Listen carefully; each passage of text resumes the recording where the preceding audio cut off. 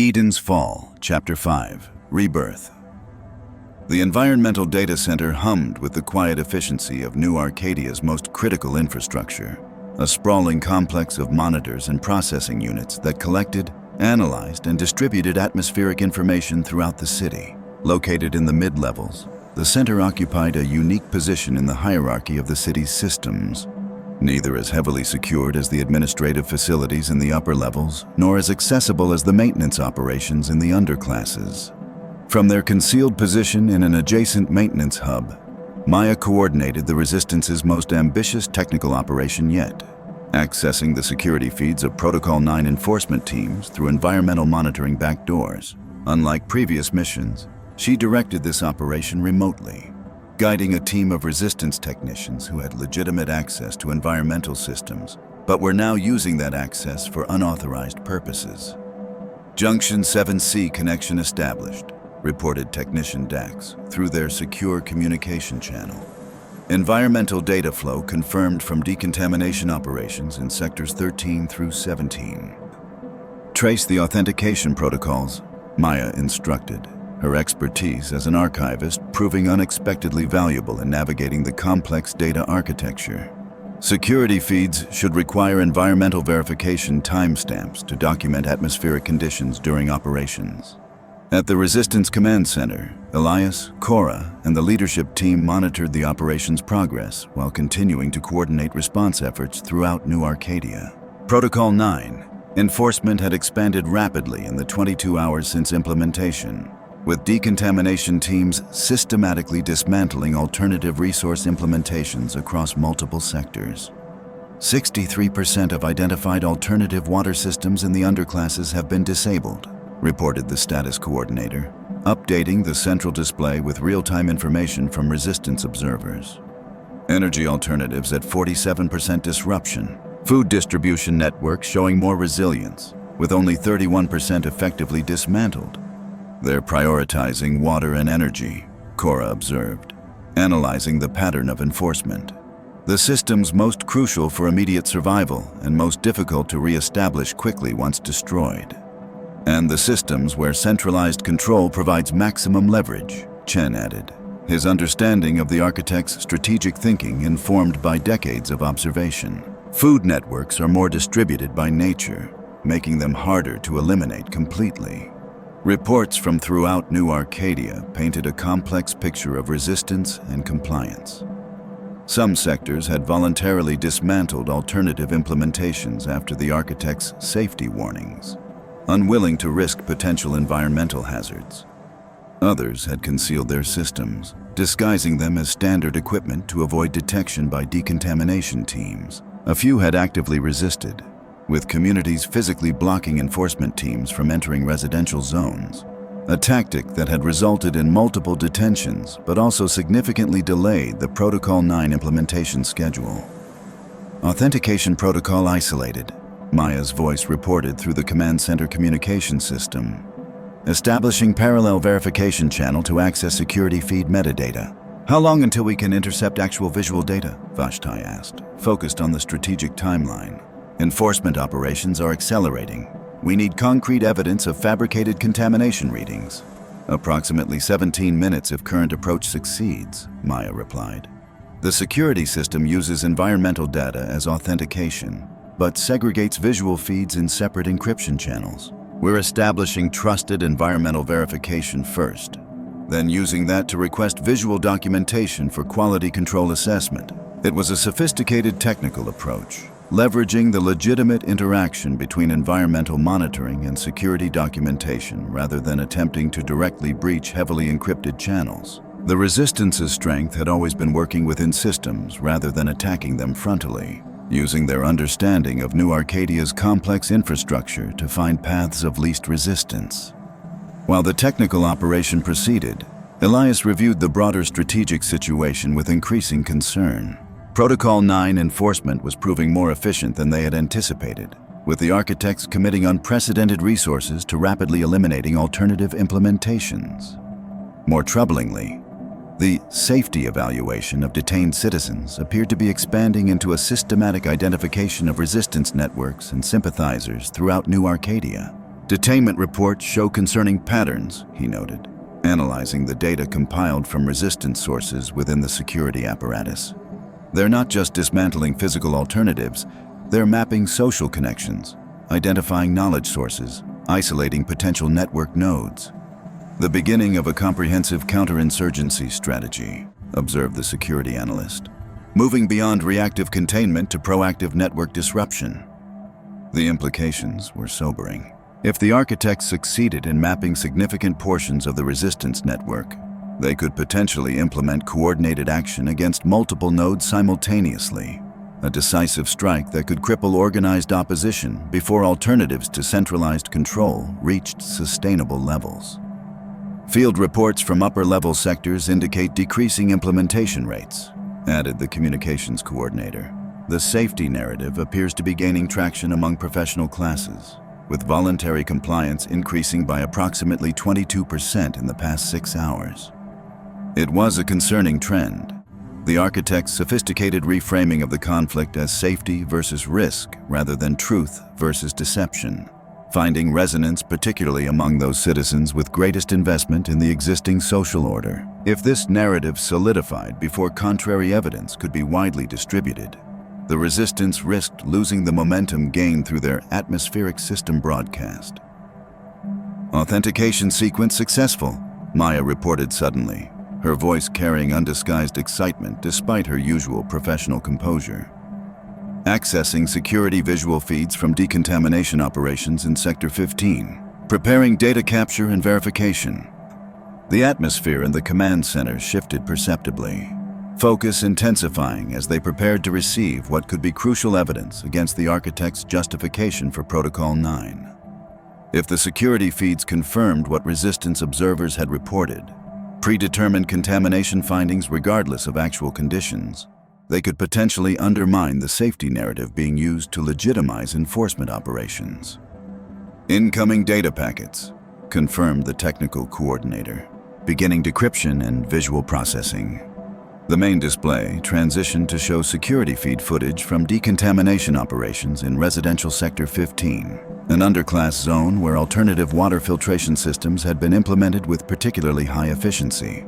The footage showed enforcement teams in environmental protection gear entering residential units, conducting testing procedures on alternative water systems, and documenting findings for official records. Focus on testing protocols, Cora instructed, her engineering expertise allowing her to identify procedural anomalies. Standard contamination analysis requires minimum 30-second exposure for accurate readings. Note actual testing duration. As they watched multiple enforcement operations from the security team's own documentation, a clear pattern emerged. Testing procedures were being abbreviated or improperly conducted, with results recorded before sensors could possibly provide accurate readings. In several instances, enforcement officers appeared to document contamination findings before testing equipment had even been fully deployed. This is definitive, Cora confirmed after reviewing multiple samples. They're not conducting legitimate testing. The results are predetermined, with minimal procedural compliance for appearance only. Can we verify actual contamination levels independently? Elias asked, aware that conclusive evidence would require both demonstrating procedural violation and confirming the absence of actual safety hazards. Already in progress, Maya replied. Resistance-aligned environmental technicians in Sector 15 are conducting parallel testing using calibrated equipment. Preliminary results show contamination levels well within safety parameters, with several implementations actually showing higher purity than standard distribution water. It was exactly the empirical evidence they needed. The architect's safety justification for Protocol 9 enforcement revealed as procedurally invalid and factually inaccurate. The question now became how to distribute this evidence throughout New Arcadia effectively enough to counter the established safety narrative before the alternative implementations were completely dismantled. We need widespread distribution across all levels simultaneously, Vashti determined, already coordinating with the communications team. Not just the security feed footage, but side-by-side comparison with legitimate testing results. Make the fabrication irrefutable through direct empirical contrast. Distribution channels under Protocol 9 are severely restricted, cautioned the communications specialist. Standard resistance networks are compromised or under active surveillance. Primary information systems fully controlled. We can't use the atmospheric notification system again, Cora added. They've implemented dedicated security protocols on all emergency broadcast systems since our last transmission. The strategic challenge was formidable, possessing crucial evidence but facing increasingly limited options for effective distribution. As enforcement operations continued expanding throughout New Arcadia, the window for impactful intervention narrowed with each passing hour. "What about the environmental monitoring displays?" suggested one of the technical specialists. "The atmospheric information screens in public spaces throughout all levels. They're designed to show real-time environmental conditions. Heavily secured since being classified as essential infrastructure," another technician countered. "Direct access would require physical presence at multiple control nodes simultaneously." Chen, who had been listening thoughtfully to the rapid exchange of technical possibilities, offered an unexpected perspective. "Perhaps we're approaching this from the wrong direction. The architects control information distribution because citizens accept that control as necessary. What if, instead of trying to bypass their systems, we leverage their own verification processes against them?" All eyes turned to the elderly scientist as he elaborated. "The environmental monitoring system requires regular public verification to maintain citizen confidence. Each sector has designated monitoring stations where individuals can independently confirm atmospheric conditions against official readings, a transparency measure implemented in Eden's early days to prevent exactly the kind of distrust we're now fostering." "The citizen verification terminals?" Cora realized, immediately understanding the implication. "They're designed to allow individuals to confirm official environmental data themselves. Basic access is unrestricted by design. And they're connected to the Central Environmental Database," Maya added, her voice conveying growing excitement through the communication channel. "The same database we've already accessed through our current operation. If we could modify the verification parameters." The concept rapidly evolved into a feasible distribution approach, using the citizen verification terminals not to confirm atmospheric conditions as intended, but to display their captured evidence of fabricated contamination testing. Unlike standard information channels, these terminals were specifically designed to be accessible without special authorization, a transparency feature that could now potentially be repurposed to bypass Protocol 9 restrictions. "Verification terminals exist in every residential sector, across all levels," the technical coordinator confirmed, bringing up the distribution map on the command center display. "Coverage is comprehensive by design. No citizen should be more than 10 minutes from a verification point. Can we modify their display parameters through our current environmental system access?" Vashtai asked, focusing on implementation feasibility. "Theoretically," Maya replied after brief consideration. "The verification terminals access the same environmental database we've infiltrated, just through simplified user interfaces. If we could adjust the verification request parameters to include our documented evidence." Technical specialists immediately began developing the necessary modifications to verification terminal parameters, while Maya coordinated with her team at the Environmental Data Center to extend their current access to the appropriate database sectors. The approach had elegant simplicity, using a system specifically designed for transparency to distribute evidence of fabrication without requiring citizens to access unauthorized channels or modified equipment. As this technical solution developed, however, troubling reports continued arriving from throughout New Arcadia. Protocol 9 enforcement had accelerated further, with resources from multiple security divisions now dedicated to decontamination operations. More concerning, the safety evaluation of detained citizens had expanded in scope, with several resistance coordinators reporting that questioning now extended beyond immediate implementation details to historical awareness and connection to known resistance figures. "They're not just dismantling alternatives anymore," Elias observed grimly. "They're conducting a comprehensive security operation against the entire resistance network, using Protocol 9 as justification for detentions that would otherwise appear excessive. And succeeding with concerning efficiency," added the security analyst. "Approximately 22% of our confirmed network connections have gone dark in the past 8 hours. Another 17% report active surveillance or direct questioning." The resistance network that had taken generations to establish throughout New Arcadia was facing its most significant threat. Not just temporary disruption, but potential systematic dismantling through coordinated security operations legitimized by safety concerns. The fabricated contamination findings provided not just justification for dismantling physical alternatives, but for identifying and isolating the human connections that enabled resistance organization. Verification terminal access established, Maya reported after several tense minutes of technical implementation. Modifying display parameters to include security feed evidence and parallel testing results when citizens initiate standard verification procedures. Time until deployment? Vashtai asked urgently. Approximately 14 minutes to complete system-wide parameter updates. Once implemented, evidence will display on all verification terminals when citizens access standard atmospheric quality verification. It would be an elegant subversion of the architect's own transparency mechanisms, using a system specifically designed for citizen verification to reveal the fabricated nature of contamination findings. The approach had significant advantages over previous distribution methods, as it required no special access or equipment, just citizens performing their normal verification of atmospheric conditions at terminals specifically designed for public access. We should prepare for the architect's response, Chen cautioned, his expression reflecting both hope for their tactical approach and concern for the strategic counter-reaction it would likely provoke. Once evidence of fabrication becomes widely available, they will face a critical decision point regarding their entire Protocol 9 justification. They could simply disable the verification terminals, suggested one of the security specialists. Claim technical malfunction requiring maintenance, not without undermining a fundamental trust mechanism, Chen countered. The verification system was implemented specifically to prevent unverifiable environmental claims. Disabling it during a purported safety crisis would generate precisely the skepticism they're trying to avoid.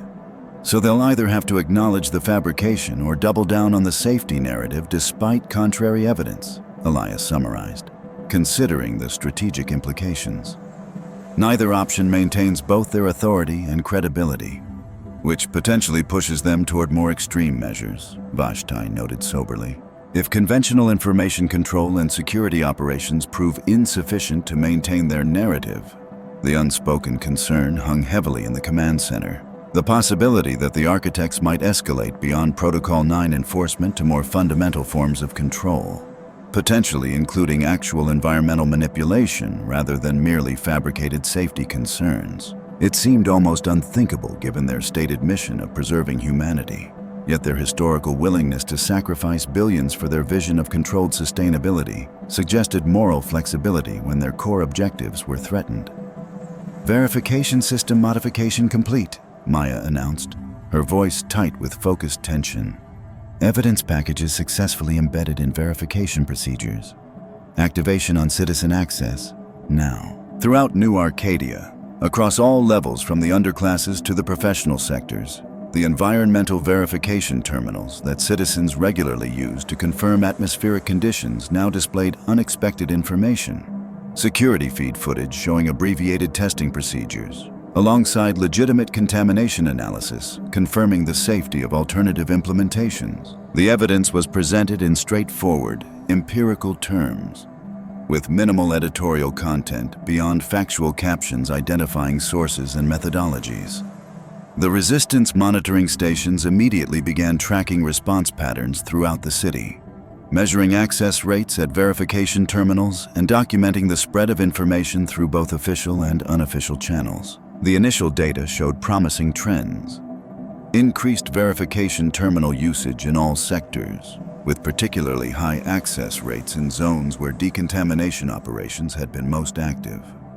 Upper-level professional sectors showing significant verification access, reported the communications analyst with evident surprise.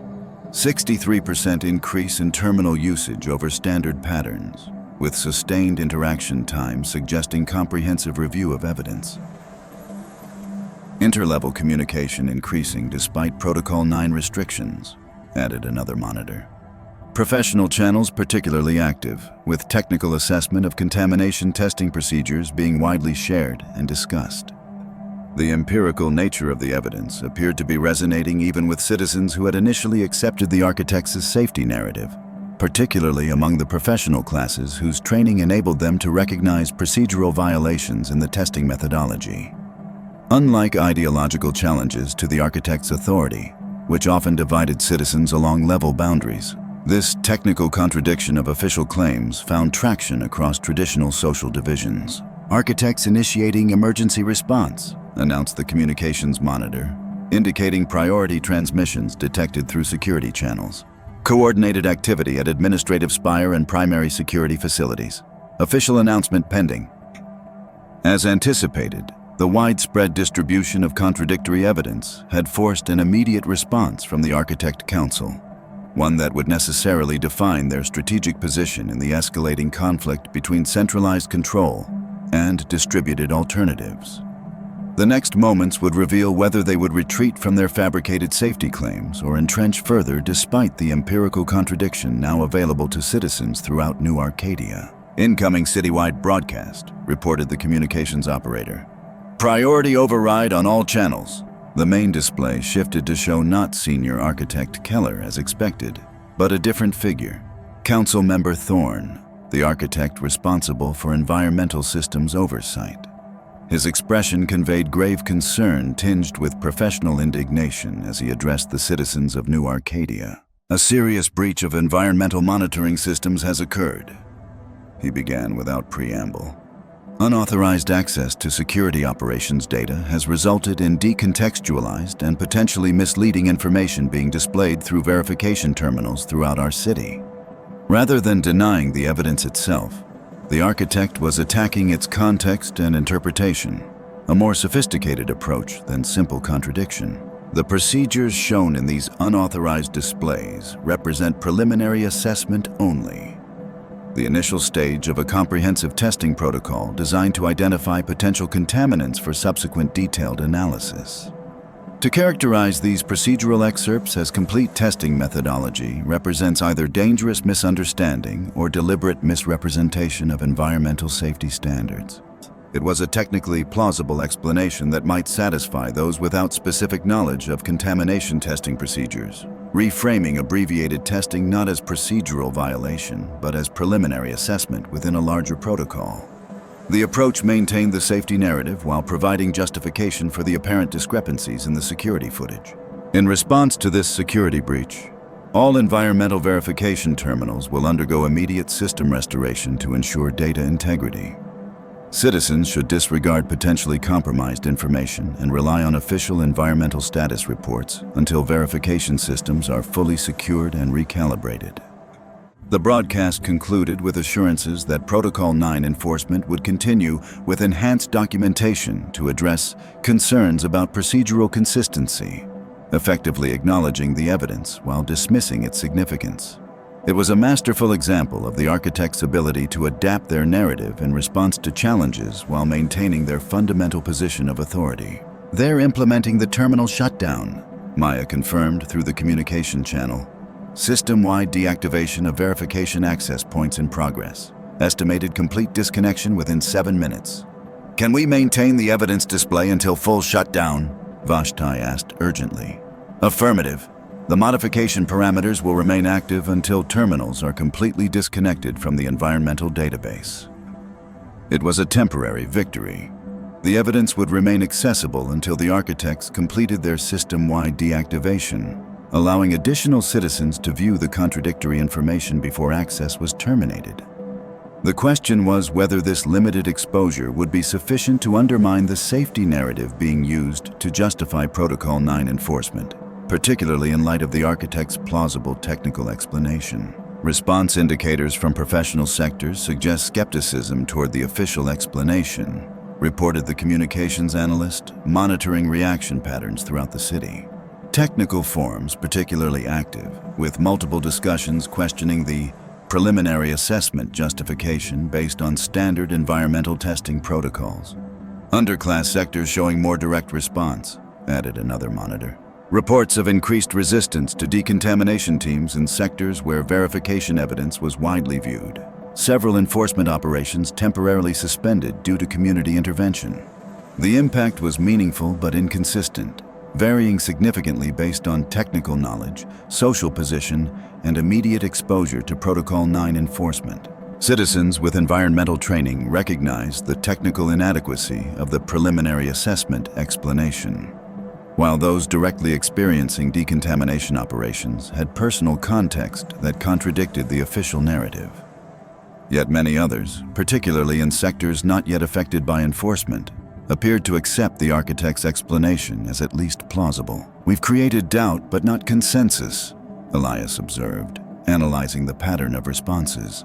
Technical contradiction of the safety narrative isn't sufficient alone, especially when the architects can provide plausible alternative explanations that require specialized knowledge to refute.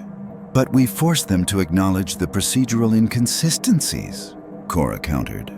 "Their commitment to enhanced documentation implicitly admits the deficiencies in current testing methods.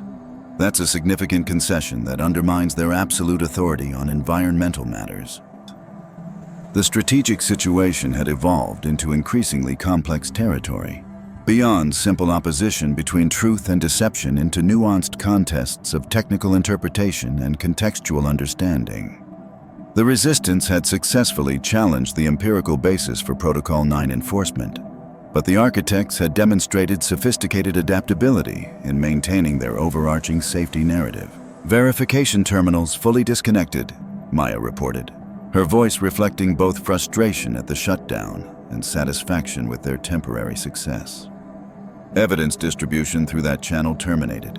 However, captured data packages have already been downloaded by citizens in multiple sectors for offline sharing.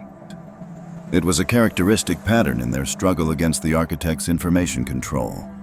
Official channels could be restricted or disconnected, but information once distributed continued to propagate through unofficial networks, particularly when it contained empirical evidence that individuals could independently evaluate.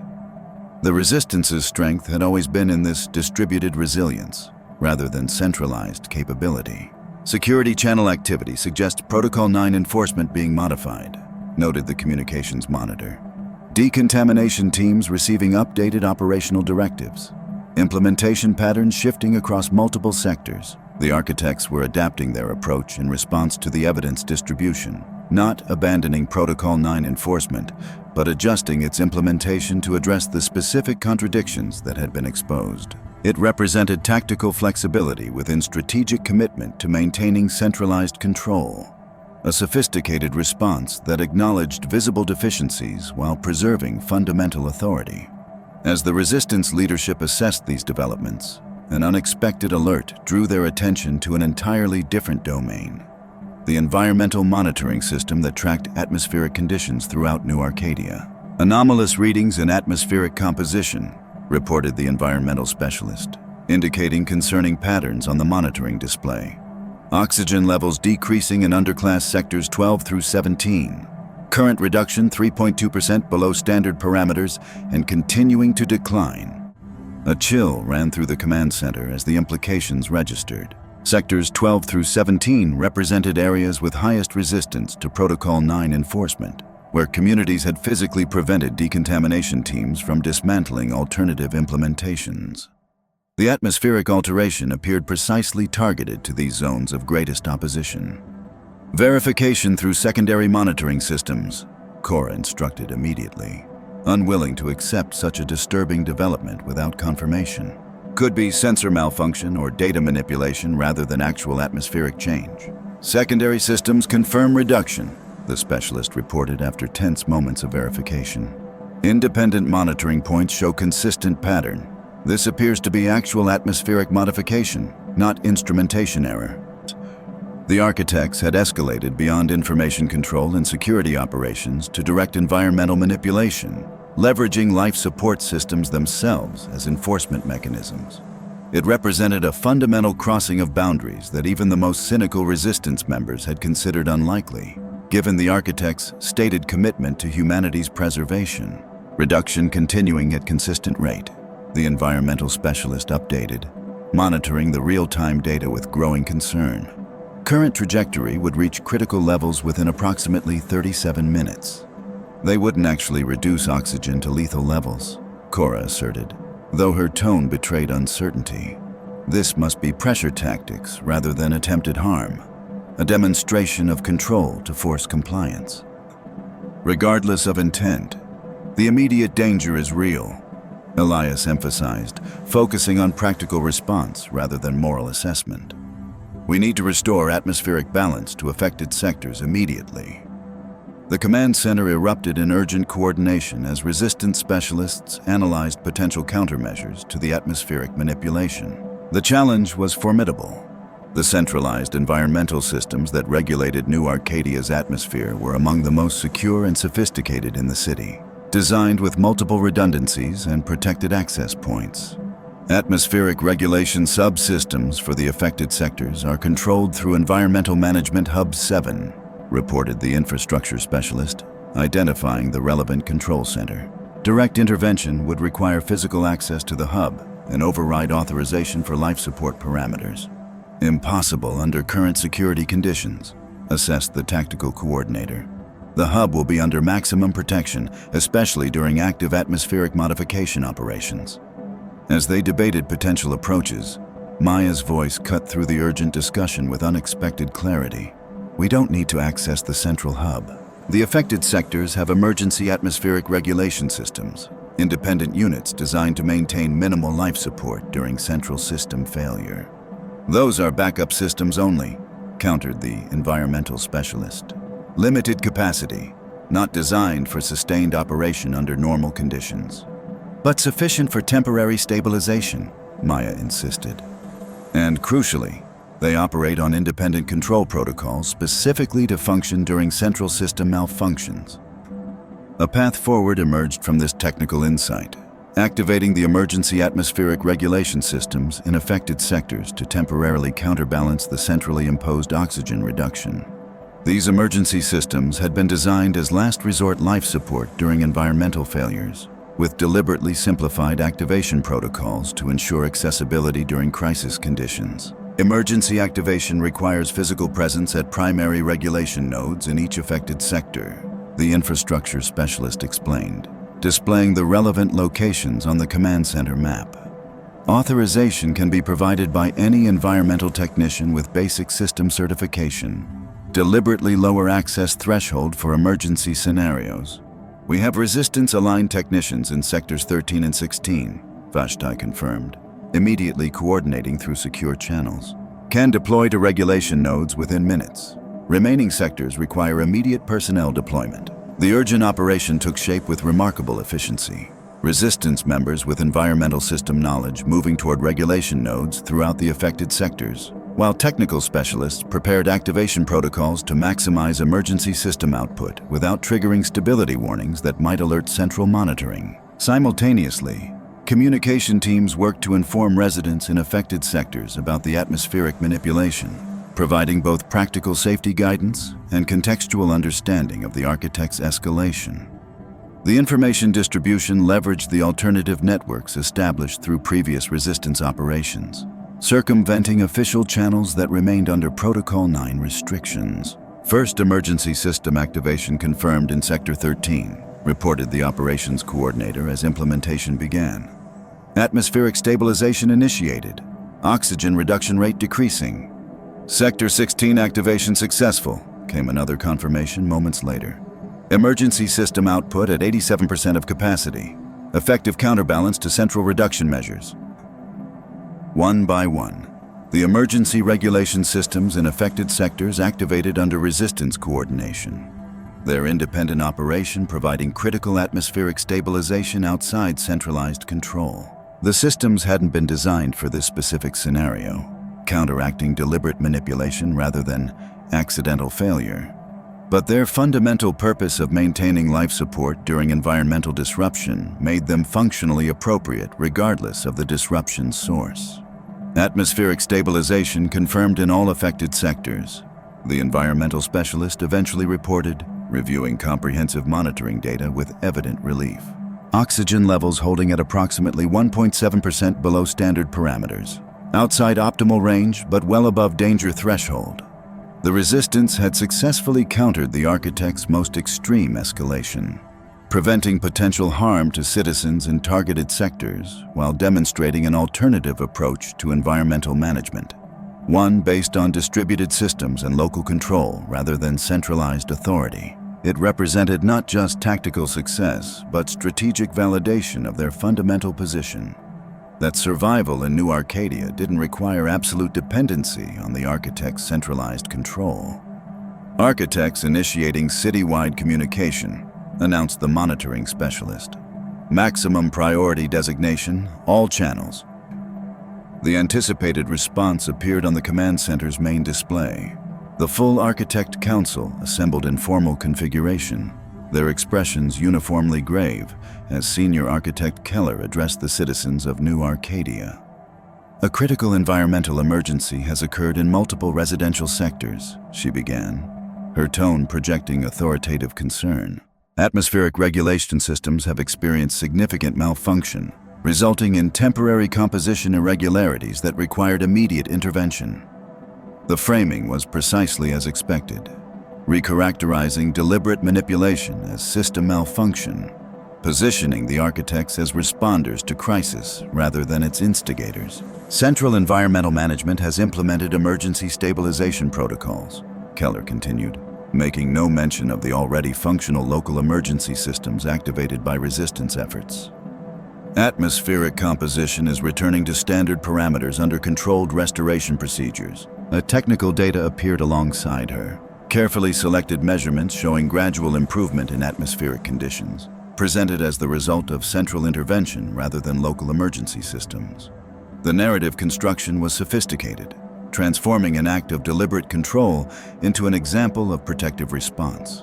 This environmental incident highlights the critical vulnerability of atmospheric systems to unauthorized interference, Keller emphasized, pivoting to reinforce the broader justification for Protocol 9. Preliminary investigation indicates potential connection to unauthorized resource implementation in affected sectors, with possible contamination affecting regulation equipment performance.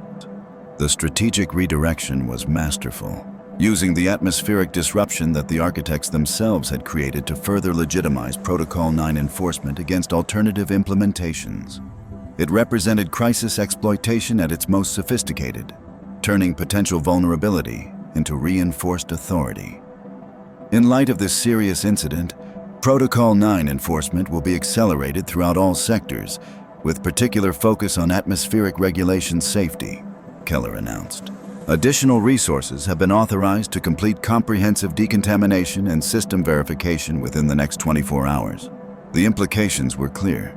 The architects were doubling down on Protocol 9 enforcement despite exposed fabrications and testing procedures and their own responsibility for atmospheric manipulation. Rather than retreating from increasingly transparent control tactics, they were accelerating implementation while refining the safety narrative to incorporate each new development. They're committing everything to rapid completion of Protocol 9 objectives, Vashti observed, analyzing the strategic implications. Maximum resource deployment to eliminate alternatives and identify resistance networks before contrary evidence can undermine their narrative position.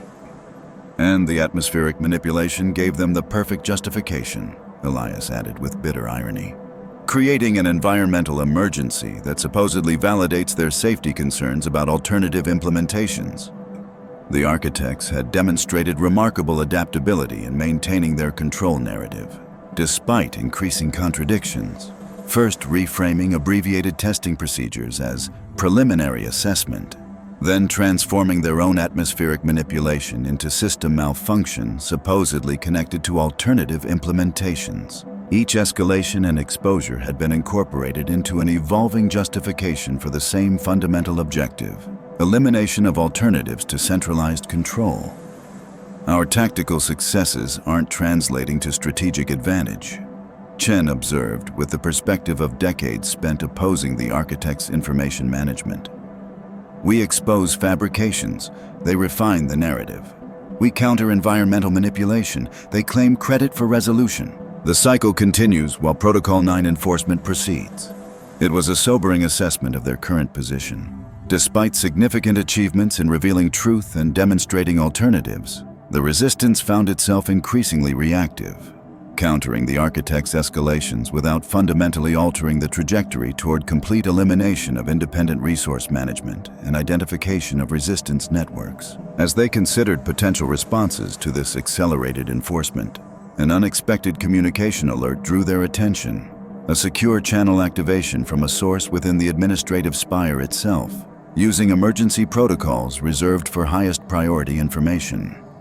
"Incoming secure transmission," reported the communications specialist with evident surprise. "Origin, Administrative Level 172, Security Classification, Architect Council Restricted." The implications were significant. A transmission from within the architect's inner administrative domain, using security protocols that should be accessible only to highest-level personnel. It suggested either system breach or, more intriguingly, internal division within the Architect Council itself. "Verification confirmed," the specialist continued after checking authentication protocols. "Genuine administrative origin. Accepting transmission." The command center display transitioned to show not visual communication, but encoded data, detailed schematics and technical documentation of New Arcadia's central environmental management systems, including control protocols, security parameters, and most critically, override authorization codes for atmospheric regulation throughout all city sectors. "This is comprehensive," Cora assessed with professional amazement as she reviewed the technical documentation. "Complete access parameters for central environmental systems. With this, we could countermand any atmospheric manipulation throughout New Arcadia, not just activate emergency backup systems." "The question is, who sent it and why?" Elias noted, suspicious of potential deception despite the verified administrative origin. "This represents the most closely guarded control mechanisms in the entire city. No one would provide this without extraordinary motivation." A text message accompanied the technical documentation, its simple directness contrasting with the sophisticated data package. "The line has been crossed. Preservation requires truth, not control. Use wisely." "Internal division within the council?" suggested one of the strategic analysts. "Someone who objects to atmospheric manipulation as excessive enforcement? Or sophisticated trap?" countered the security specialist.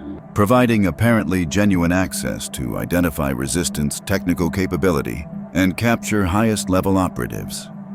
The resistance leadership found themselves facing a critical decision, whether to trust and utilize the provided access to central environmental systems, potentially gaining unprecedented control capability, but also risking exposure if the information represented deliberate deception. The stakes were extraordinary in either direction. "Analysis of the technical documentation?" Vashtai asked, turning to the specialized team already examining the transmitted data. "Preliminary verification suggests genuine parameters," reported the lead technical analyst. "Structure and encryption consistent with known environmental system architecture. If fabricated, it's extraordinarily sophisticated reproduction. The transmission origin is definitely Administrative Level 172, added the communications specialist. That's within the Architect Council's private domain. Access to those communication systems is extremely restricted." As they debated the authenticity and strategic implications of the transmitted information, Maya's voice joined the discussion through their secure channel, offering unexpected context from her position at the environmental data center. "The atmospheric manipulation was not unanimously approved," she reported, citing information from resistance sources within administrative support personnel. "Rumors of significant disagreement within the council regarding escalation to life support interference. At least 2 council members reportedly opposed the measure as crossing fundamental boundaries." This contextual information lent credibility to the possibility of internal division. The notion that at least some Architect Council members might view atmospheric manipulation as an unacceptable escalation beyond the acceptable parameters of social control. Throughout New Arcadia's history, the architects had maintained absolute consensus in public positions, but private disagreement was both possible and historically documented in restricted archives. If genuine, this access would allow complete neutralization of atmospheric manipulation capability, Cora noted, completing her technical assessment of the provided documentation. Not just counterbalancing through emergency systems, but actual prevention of centralized interference with life support parameters. And demonstrate definitively that the atmospheric malfunction was deliberate manipulation, Elias added, recognizing the narrative implications. Expose the architect's willingness to weaponize life support systems as enforcement mechanisms, undermining their position as protectors rather than controllers. The potential impact extended beyond immediate tactical advantage to fundamental questions of legitimacy, challenging the architect's core claim that their authority was necessary for survival rather than merely convenient for control. By revealing their willingness to risk atmospheric stability for enforcement purposes, the resistance could potentially shift citizens' perception of centralized governance from necessary protection to dangerous manipulation. After intense deliberation weighing both opportunity and risk, Vashti made the critical decision. We proceed with verification and implementation. The potential strategic advantage outweighs the security risk, particularly given the accelerated Protocol 9 enforcement timeline. Technical specialists immediately began comprehensive verification of the provided access parameters, testing elements against known system architecture while preparing implementation protocols that would effectively neutralize centralized manipulation capability without disrupting normal atmospheric regulation functions. It represented the most sensitive and potentially consequential technical operation the Resistance had ever attempted, directly engaging with New Arcadia's most critical life support systems. Verification procedures confirm authenticity of access parameters, reported the lead technical specialist after thorough analysis. Security authorization codes consistent with known encryption architecture. This appears to be genuine council-level access to central environmental systems. Implementation approach? Vashti asked, focusing on practical execution now that authenticity had been reasonably established. Targeted modification to atmospheric regulation protocols, Cora suggested, having analyzed the technical documentation in detail. Not disabling central management entirely, but implementing protective parameters that prevent deviation beyond standard atmospheric composition ranges. Essentially removing manipulation capability while maintaining normal regulation functions, Elias summarized, recognizing the elegant approach. Preserving environmental stability while preventing weaponization. The implementation plan took shape with careful precision, using the provided access to establish protective boundaries in atmospheric regulation protocols that would maintain standard composition parameters while preventing deliberate manipulation beyond normal ranges. Unlike previous resistance operations that circumvented central systems through alternative implementations, this approach would modify the central systems themselves to prevent misuse while maintaining essential functions. Ready for implementation, confirmed the technical coordinator once the modification protocols had been thoroughly reviewed and verified. Estimated completion time, 12 minutes for comprehensive system integration throughout all city sectors. Proceed, Vashti authorized, her expression reflecting both the gravity and necessity of directly engaging with New Arcadia's most fundamental life support systems. The implementation began with methodical precision, Resistance technicians using the provided access parameters to establish protective boundaries within central atmospheric regulation protocols. Rather than disabling the systems or assuming direct control, approaches that might legitimately threaten environmental stability, they implemented sophisticated limitations that preserved normal function while preventing deliberate manipulation beyond standard parameters.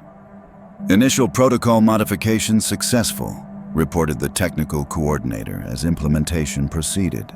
No system resistance or security countermeasures detected. Access parameters functioning as provided. Expanding implementation to secondary regulation systems, added another specialist. Comprehensive coverage required to prevent alternative manipulation vectors. The operation continued with remarkable efficiency. The provided council-level access, eliminating security barriers that would have made such modifications impossible under normal circumstances.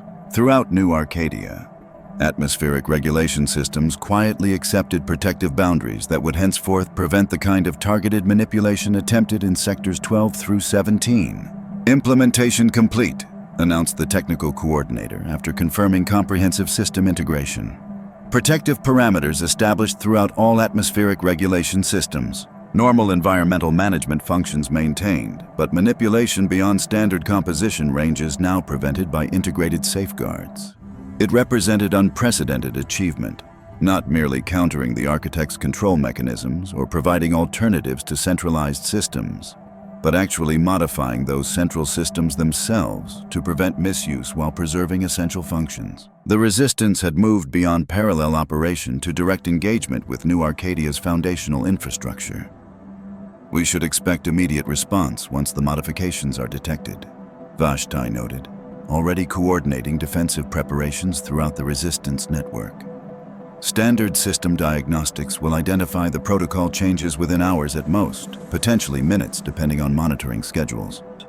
The critical question is whether they can reverse the modifications without the specific access parameters used to implement them, Cora observed, considering the technical implications. The Council-level authorization created protected boundaries that may resist standard override attempts, and as they prepared for potential counteraction, the Resistance leadership recognized that they had crossed a significant threshold in their conflict with the architects, moving from information challenges and alternative implementations to direct modification of centralized systems. It represented escalation beyond previous boundaries, though arguably justified by the architect's own willingness to weaponize life support systems against citizens. Incoming citywide communication, announced the monitoring specialist. Origin, Administrative Spire Emergency Broadcast System. The main display shifted to show not the expected Architect Council announcement, but a single figure, Council Member Elias, the youngest and most recently appointed member of the governing body. His expression conveyed controlled urgency rather than the composed authority typically projected in official communications. Citizens of New Arcadia, he began without ceremonial introduction. I speak to you without council authorization, in direct violation of our communication protocols, because extraordinary circumstances demand extraordinary measures. The unprecedented nature of an individual council member broadcasting without collective authorization immediately commanded attention throughout the Resistance Command Center, and presumably throughout New Arcadia as well. The atmospheric disruption experienced in multiple sectors was not system malfunction, but deliberate manipulation authorized by majority vote of the Architect Council, Elias stated directly, abandoning the careful euphemisms typical of official communications. Life support systems were weaponized against citizens to enforce compliance with Protocol 9 restrictions, despite significant opposition from myself and Councilmember Vega. The admission was stunning in its directness, confirming both the deliberate nature of the atmospheric manipulation and the existence of internal division within the previously monolithic Architect Council. It suggested the transmitted access parameters had indeed come from dissenting council members opposed to life support weaponization. This action crosses fundamental boundaries of governance responsibility, Elias continued, his voice gaining intensity despite maintained composure. While reasonable people may disagree about historical narratives or resource management approaches, deliberate interference with atmospheric composition represents unacceptable risk to the population we are sworn to preserve. Images appeared alongside his statement. Internal council documentation authorizing the atmospheric manipulation, technical directives specifying targeted reduction parameters, and most damning risk assessment projections acknowledging potential harm to vulnerable citizens in affected sectors. The evidence was comprehensive and unambiguous, displaying internal deliberations never intended for public disclosure. Protective modifications have been implemented in all atmospheric regulation systems to prevent further manipulation, Elias explained, confirming the resistance operation without identifying its source. These modifications maintain normal environmental management functions while establishing boundaries that prevent deliberate deviation from standard composition parameters. The broadcast continued with remarkable candor, detailing not just the specific atmospheric manipulation incident, but broader patterns of deception in Protocol 9 enforcement, the fabricated contamination findings, the predetermined safety evaluations, the systematic dismantling of alternatives regardless of actual testing results. It represented unprecedented transparency from within the Architect Council itself, revealing internal operations that had remained hidden throughout New Arcadia's history. Fellow citizens, I do not take this unauthorized disclosure lightly, Ellis emphasized as he approached his conclusion. The unity of the Architect Council has been maintained for generations as essential to social stability. Yet when that unity requires complicity in actions that threaten the very citizens we are charged with preserving, conscience must prevail over protocol. The broadcast ended with a formal statement of extraordinary impact. I hereby call for emergency session of the full Citizen Advisory Assembly, with representatives from all levels of New Arcadia, to address fundamental questions of governance, historical transparency, and resource management that can no longer be reserved for council determination alone. As the transmission concluded, the Resistance Command Center erupted in urgent assessment of this unexpected development. Council member Ellis had not only confirmed the Resistance's claims regarding atmospheric manipulation and Protocol 9 fabrications, but had effectively legitimized many of their core positions regarding governance transparency and citizen participation. This changes everything, Chen observed with quiet amazement after decades of opposition to the architect's unilateral authority. Internal division within the council, publicly acknowledged. Citizen assembly activation for fundamental governance questions, these were unthinkable even days ago. And potentially genuine reform opportunity, Elias added, recognizing the strategic opening created by this unprecedented breach in council unity. Ellis's position legitimizes concerns that were previously dismissed as dangerous disruption. The discussion moves from whether truth should be acknowledged to how governance should respond to acknowledged truth. Monitoring stations throughout the command center reported remarkable developments from all levels of New Arcadia.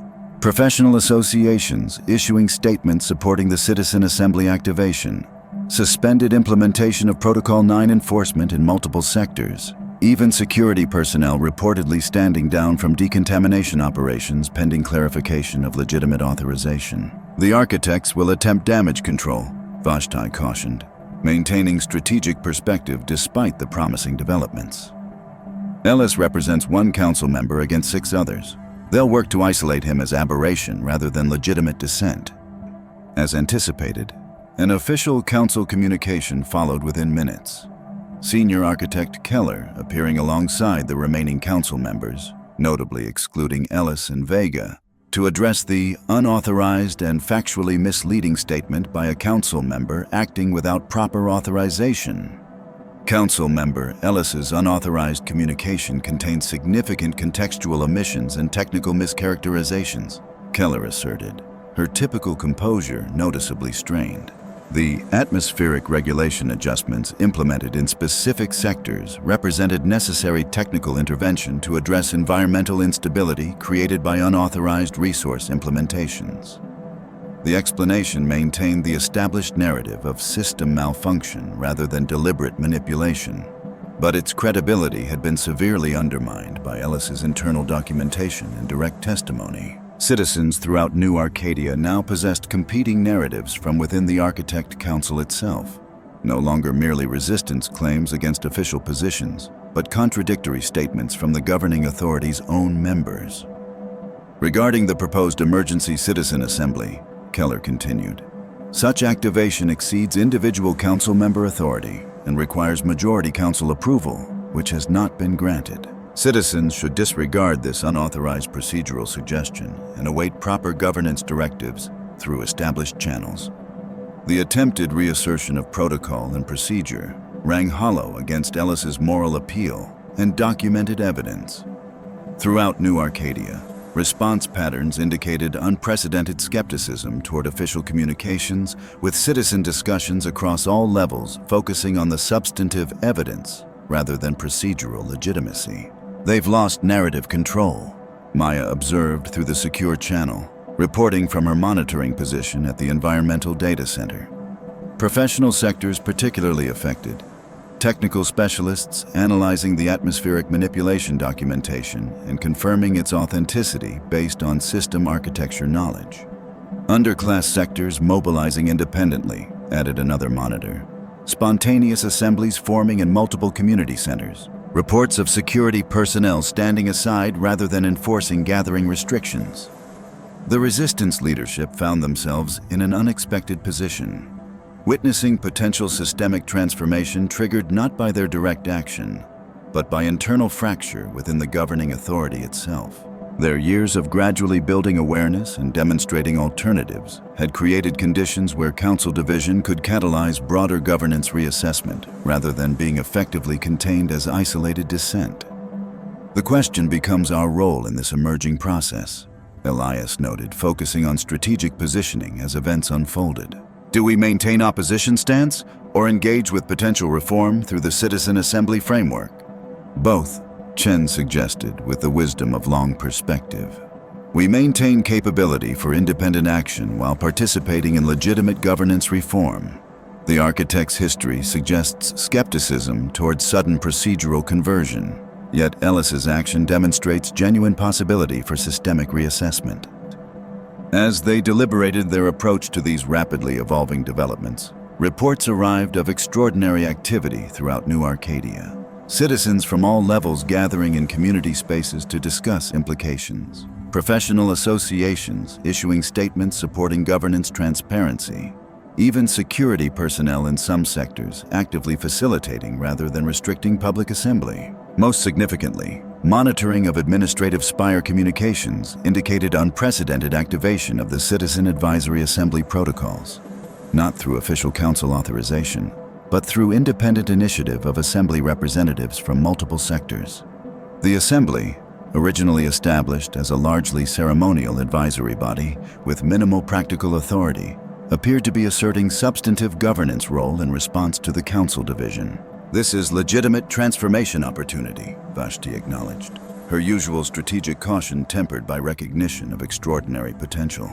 Not revolution or collapse, but genuine systemic evolution emerging from within existing structures, catalyzed by truth rather than force. The Resistance Command Center shifted to its most complex operational mode, simultaneously maintaining independent capability while engaging constructively with emerging governance reassessment. Communications teams developed transparency frameworks for historical information.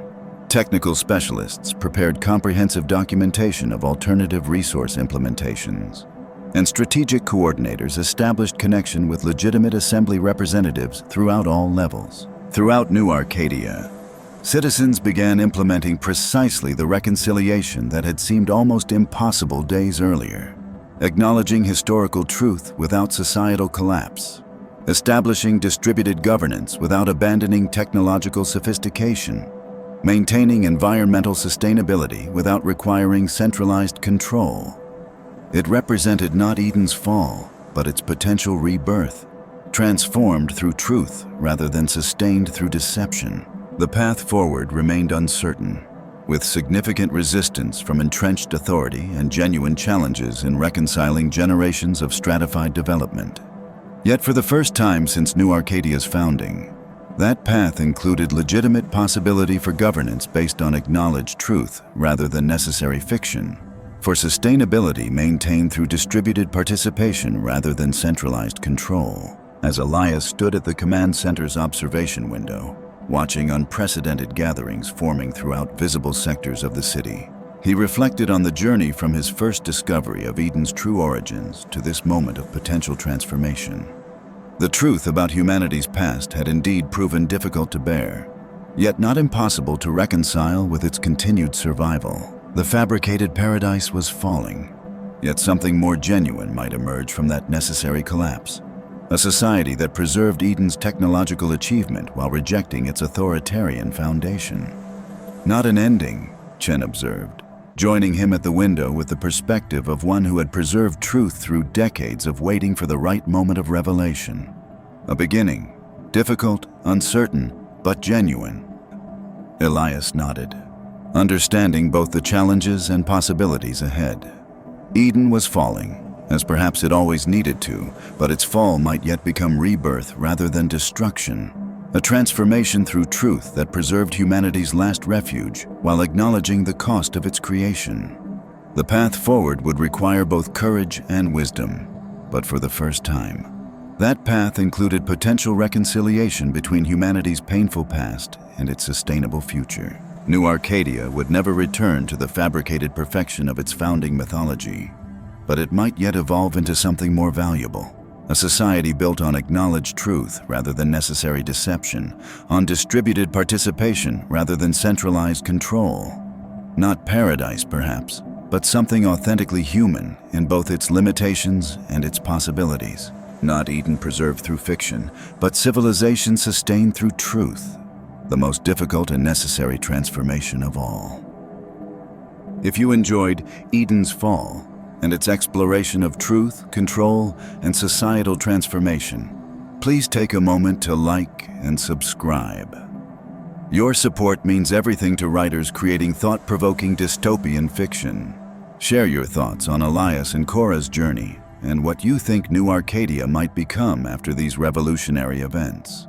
Would you have sided with the resistance or valued the stability of the architect's control?